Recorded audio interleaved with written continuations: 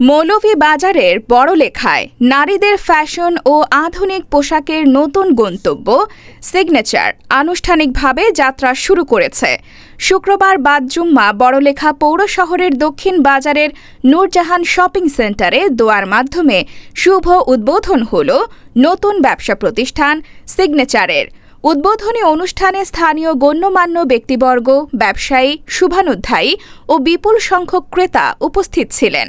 উদ্বোধনের পর থেকেই নতুন এই দোকান ঘুরে দেখতে এবং কেনাকাটা করতে ভিড় করেন আগত দর্শনার্থীরা।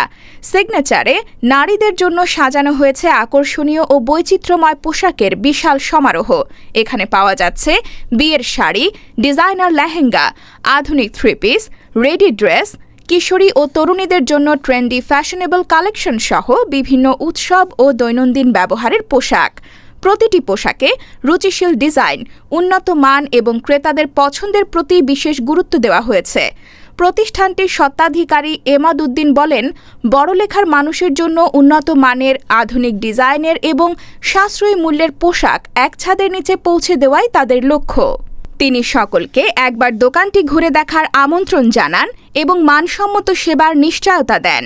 নতুন এই ফ্যাশন হাউসের উদ্বোধনের মাধ্যমে বড়লেখার পোশাক ব্যবসায় যুক্ত হল আরেকটি আধুনিক সংযোজন।